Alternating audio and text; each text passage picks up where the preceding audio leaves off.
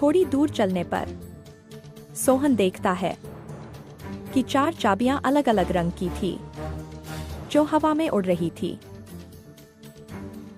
बहादुर लड़के, तुम्हें इनमें से एक चाबी उठानी है, लेकिन याद रखना तुम्हें इनमें से एक सही चाबी उठानी है।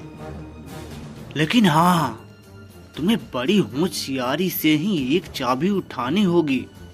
अगर तुमने गलती से भी गलत चाबी चुन ली तो ये चारों सुनहरी चाबियां गायब हो जाएंगी, जिसके बाद तुम उस राक्षस को इस गुफे से कभी आजाद नहीं कर पाओगे।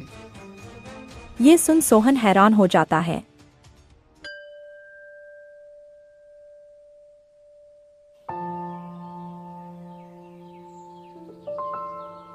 धोपुरा नाम के एक छोटे से गांव में एक बहुत ही सुंदर बाग था, लेकिन कोई भी गांव वाला उस सुंदर बाग में जाने से डरा करता था। उनका मानना था कि अक्सर बाग के उस पार वाली गुफा के अंदर से किसी राक्षस की आवाजें आती है, जो कि आते जाते लोगों को आवाज देता है, जिससे गांव वाले बहुत डरा करते थे।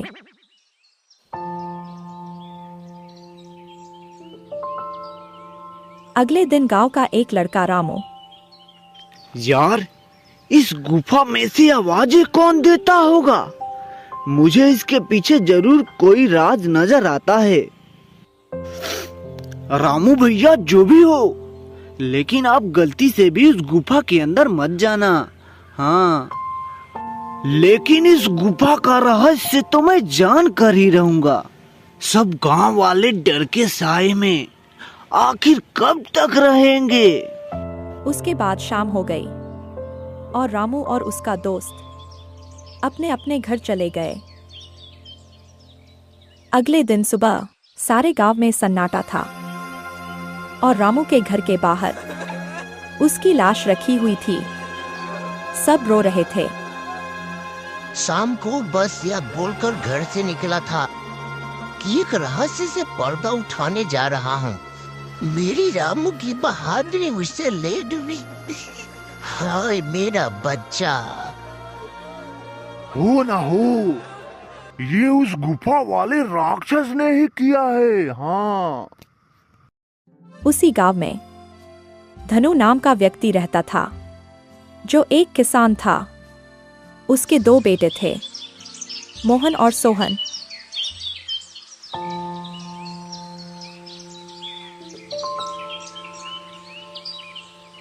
बहुत दिन हो गए हैं, चलो आज हम लोग गांव के बाग में चलते हैं। न जाने क्यों बाबूजी हमें उस बाग में जाने से मना करते हैं। इस पूरे गांव में एक वही तो जगह है जहाँ कितने मीठे मीठे फल होते हैं। हाँ सोहन, वह बाग सच में बहुत सुंदर है और उसमें बहुत मीठे मीठे फल भी होते हैं, लेकिन बाबूजी हमें वहाँ जाने ही नहीं देते हैं। वह कहते हैं कि गांव के बाग के उस पार एक गुफा है जो कि बहुत ही भयानक है और सही भी है। गांव के रामू भैया की मौत के बाद वह गुफा तो और भी डरावना लगने लगा है। अरे मोहन, यह सब झूठी बातें हैं। मुझे नहीं लगता वहाँ ऐसा कुछ है। अगर सच में वहाँ कोई राक्षस होता तो क्या गांव वालों के सामने नहीं आता? और वैसे भी गांव वालों ने उस राक्षस को कभी देखा नहीं, बस उसकी आवाजें सुनी है। बोल तो तुम सही रहे हो सोहन, मुझे भी लगता है कि वहाँ कुछ नहीं है। चलो ठीक है, हम लोग कल उस बाग में चलेंगे और क्या पता हमें रामू भैया के मौत के बारे में कुछ जानकारी भी मिल जाए। हाँ ठीक है, कल चला जाएगा। इसके बाद दोनों भाई अपने कमरे में जाकर सो जाते हैं। अगली सुबह, देखो मेरे प्यारे बेटो, मैं किसी काम से खेत में जा रहा हूँ। तुम दोनों अपना ख्याल रखना। और हाँ, गलती से भी उस बाग में घूमने मत जाना। वो जगह अच्छी नहीं है। पता है ना तुम्हें, रामू भी वहीं जाने से मारा गया था। पिताजी, आप चिंता मत करिए, हम दोनों उस बाग में नहीं जाएंगे। इसके बाद उनका पिता वहां से चला जाता है और अपने पिता के जाते ही दोनों भाई उस बाग की तरफ जाने लगते हैं।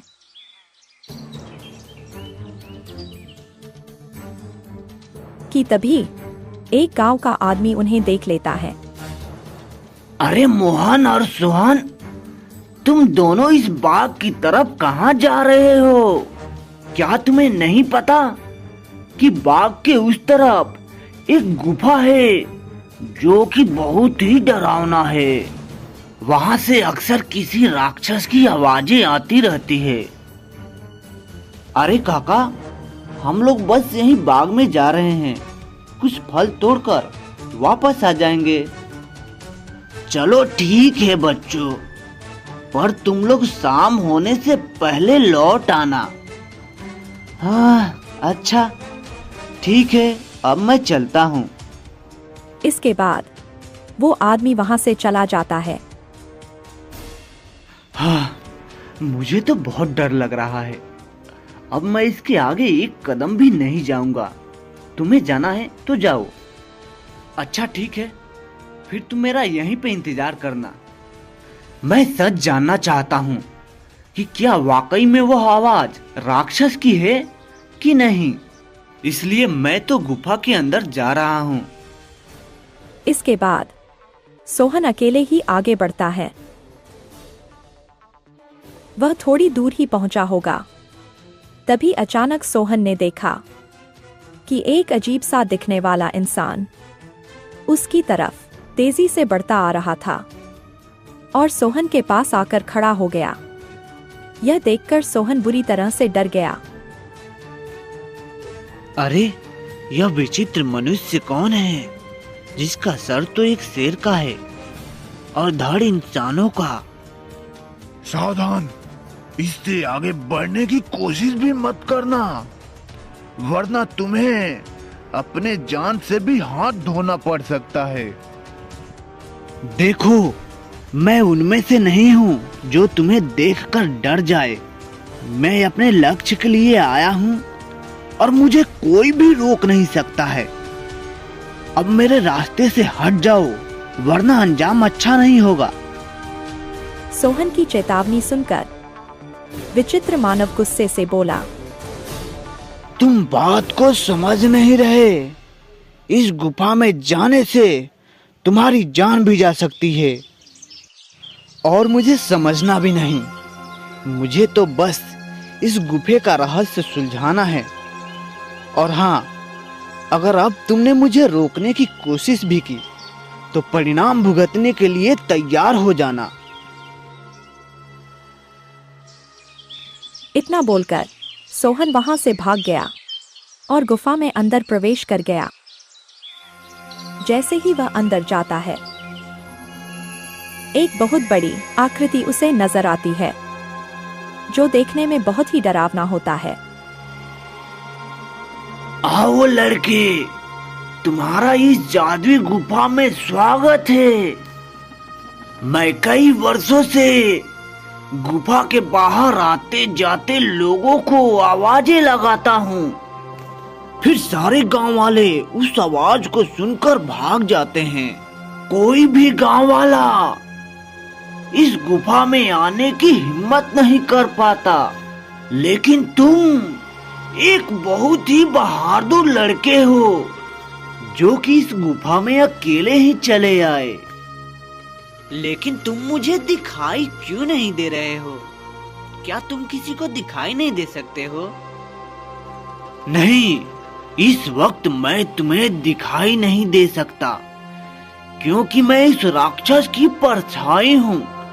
वो राक्षस तो इस गुफे के तहखानों में कई वर्षों से कैद है। कैद?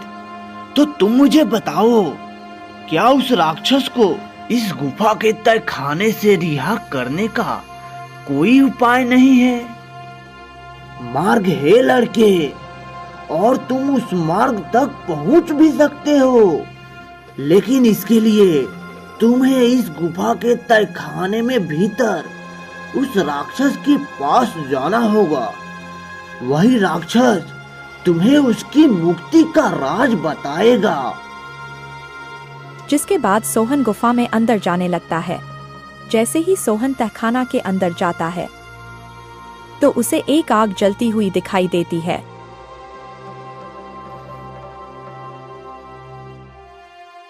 आओ बहादुर लड़के, मैं तुम्हारा ही इंतजार कर रहा था। मैं जानता हूँ कि तुम ही मुझे इस गुफा के तहखाने से रिहा कर सकते हो। तुम्हारा इस गुफे में स्वागत है। मैं तुम्हें देखना चाहता हूँ। तुम मेरे सामने आओ। कि तभी अचानक से वह राक्षस के सामने आता है, जो बहुत ही डरावना होता है, जिसे देखकर सोहन थोड़ा डर जाता है। देखो, तुम डरो मत लड़के, मैं तुम्हें कुछ नहीं करूंगा। मैं जानता हूँ कि तुम मेरी मदद करने आए हो, लेकिन एक बार फिर सोच लो, क्योंकि मुझे यहाँ से रिहा करना इतना आसान काम नहीं है। लेकिन मैं तुम्हारी मदद कैसे कर सकता हूँ, और तुम यहाँ कैसे कैद हुए? बताता हूँ। बहुत साल पहले इस गुफा में एक मानव रहता था। वो बहुत ही गरीब था। वो गुफा के बाहर वाले बाग से फल तोड़ा करता था और उन्हें ही खाया करता था। उन्हीं फलों के बीच एक रहस्यमयी फल भी था, जो कि बहुत ही चमकदार था, जिस पर मेरी नजर थी। वो फल मेरी उम्र 100 साल और बढ़ा सकता था, लेकिन मैं इस फल को तब तक नहीं खा सकता था जब तक कोई इंसान उस फल को पेड़ से तोड़ ना ले। फिर एक दिन वो इंसान उस चमकदार फल को उस पेड़ से तोड़कर इस गुफे में आया। जब मैंने उसे देखा तो मैं भी उसके पीछे पीछे इसी गुफा में चला आया, और फिर मैंने उससे कहा कि हे मानव, तुम जो इस बाग से सबसे चमकीला फल तोड़कर लाए हो, उसे मुझे दे दो। इसके बदले तुम जो भी 2 इच्छाएं मांगोगे, उसे मैं पूरा करूंगा। ठीक है, वो फल मैं तुम्हें दे देता हूँ, पर मेरी 2 इच्छाएं हैं। पहला ये कि तुम मुझे ये वरदान दो कि आज से ये बाग मेरा होगा, और दूसरा ये कि तुम इस गुफा में हमेशा के लिए कैद हो जाओगे, ताकि इस बाग में तुम्हारे डर से कोई भी ना आ सके, और हमेशा के लिए मैं ही इस बाग में राज करूं। वो आदमी मुझे फल तो दे देता है, और उस फल को खाकर मेरी उम्र 100 साल बढ़ गई, लेकिन उस आदमी को दिए गए वरदानों के तहत मैं इसी गुफे में कैद होकर रह गया।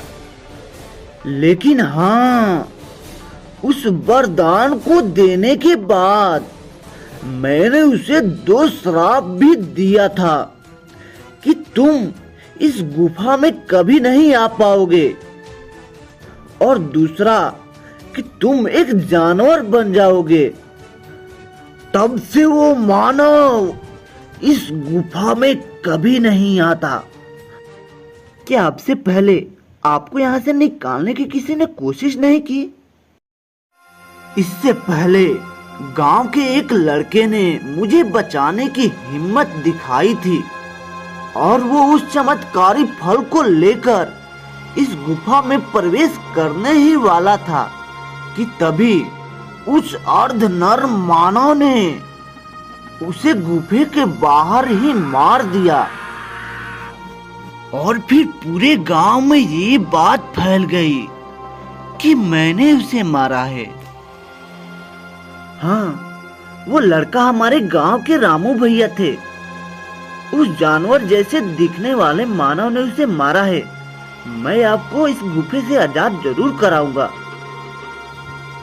लेकिन मुझे ये तो बताओ कि मैं तुम्हें आजाद कैसे कराऊंगा? तुम्हें यहाँ से उस बाग में जाना होगा। वहाँ तुम्हें उस बाग में रहने वाले उसी आदमी का झोपड़ी दिखेगा जिसकी वजह से मैं इस गुफे में कैद हूँ। तुम्हें उसकी झोपड़ी में जाना होगा, फिर वहाँ से तुम्हें वही चमकदार फल लाना होगा।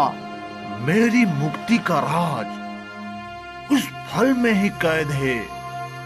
ध्यान रखना बहादुर लड़के, उस मानव की झोपड़ी में कोई नहीं जा सकता।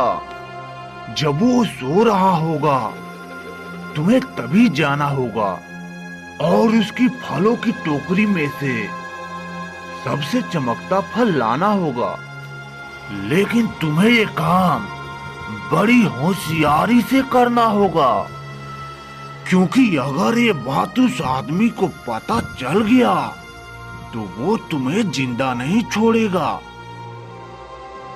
ठीक है, मैं तुम्हारे लिए वो चमकदार फल लेकर जरूर आऊंगा, लेकिन तुम्हें मेरी एक बात माननी होगी। कौन सी बात? तुम्हें हमेशा हमेशा के लिए ये गुफा और मेरा गांव छोड़कर जाना होगा। ठीक है, मुझे मंजूर है। इसके बाद सोहन वहां से बाग में जाता है और उस विचित्र मानव के झोपड़ी की तरफ बढ़ने लगता है। सोहन देखता है कि उस आदमी के झोपड़ी में कोई नहीं है। वो इधर उधर देखता है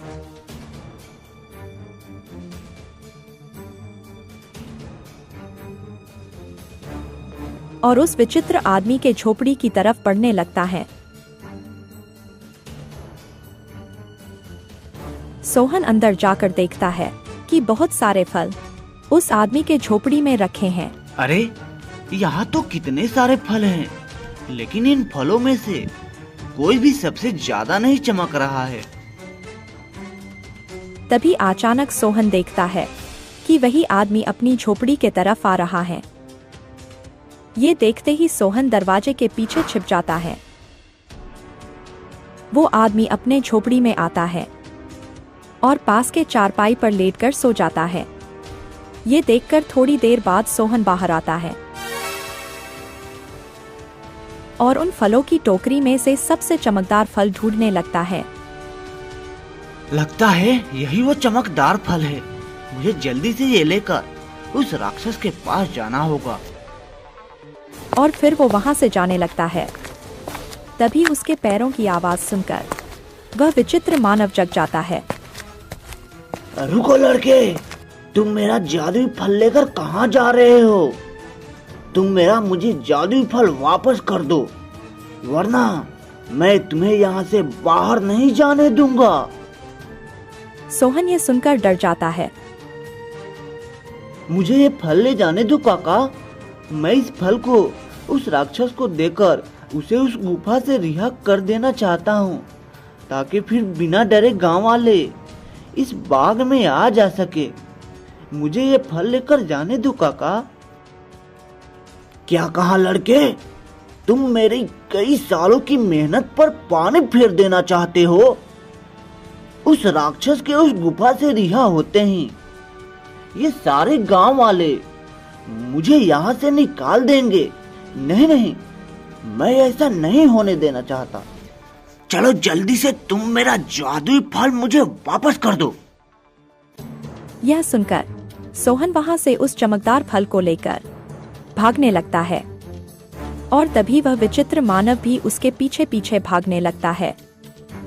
सोहन भागते भागते उसी गुफा में पहुंच जाता है। जैसे ही वह गुफा में पहुंचता है, वह जादुई फल उसके हाथ से नीचे गिर जाता है, जिसके गिरते ही तोता में बदल जाता है। सोहन यह देखकर हैरान हो जाता है। तभी वह विचित्र मानव वहां आ जाता है। ये तुमने क्या कर दिया लड़के? इस जादुई फल को नीचे गिरा दिया अब ये तोता तुम्हें उस राक्षस के रिहा होने का आखिरी मार्ग बताएगा। नहीं नहीं, मैं ऐसा नहीं होने देना चाहता।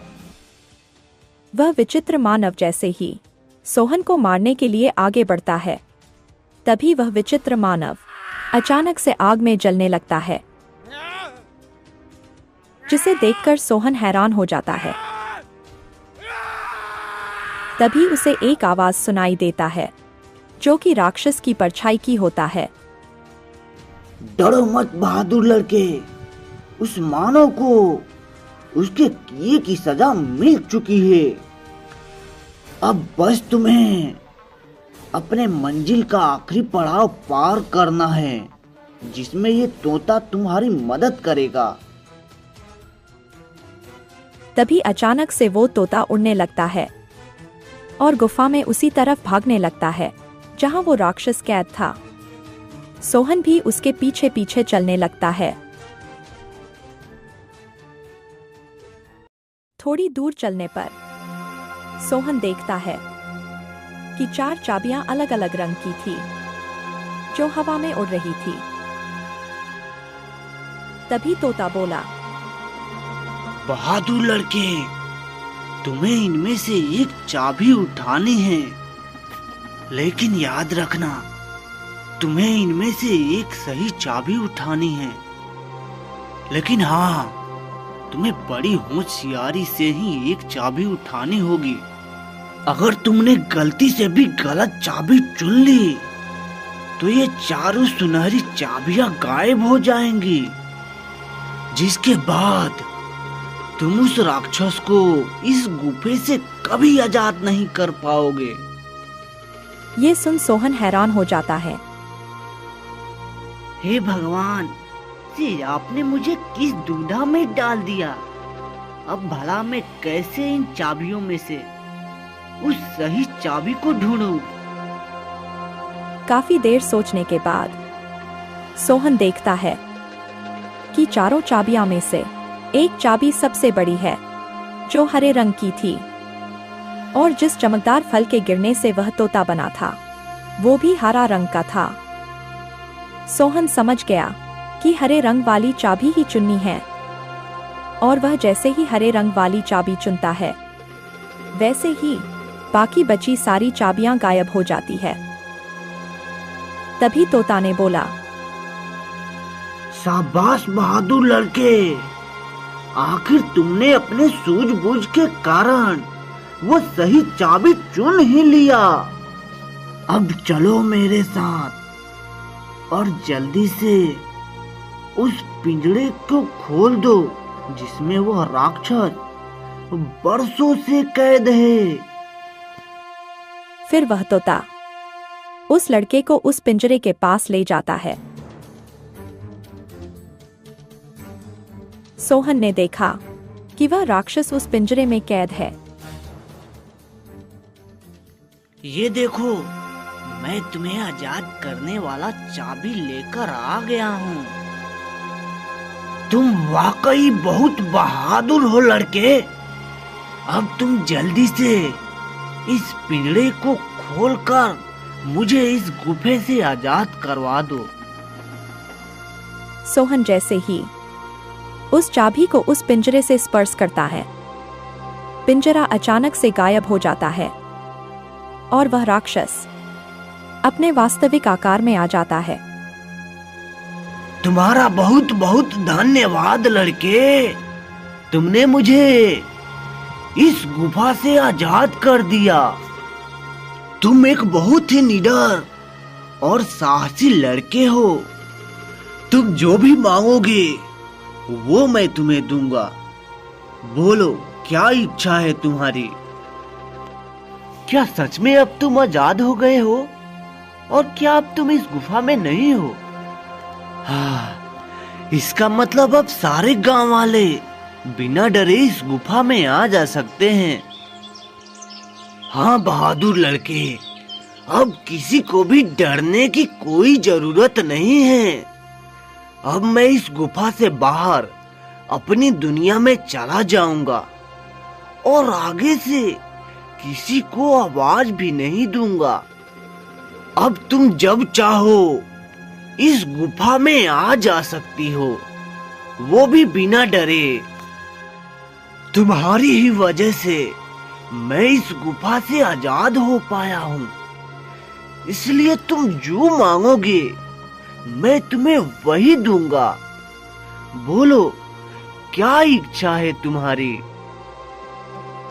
मुझे तुमसे कुछ नहीं चाहिए, पर हाँ, अगर तुम मुझे कुछ देना चाहते हो तो इस गुफा के सामने वाले बाग से मुझे बहुत लगाव है। इसलिए मैं चाहता हूँ कि इस बाग के फल और फूल हमेशा खिले रहें, कभी ना मुरझाएं।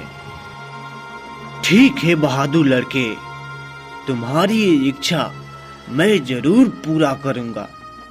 आगे से ये बाग हमेशा हमेशा के लिए ऐसा ही रहेगा। इसके फल और फूल कभी नहीं मुरझाएंगे। अच्छा, अब मैं चलता हूँ, मेरा जाने का समय हो गया है। इसके बाद वह राक्षस गायब हो जाता है।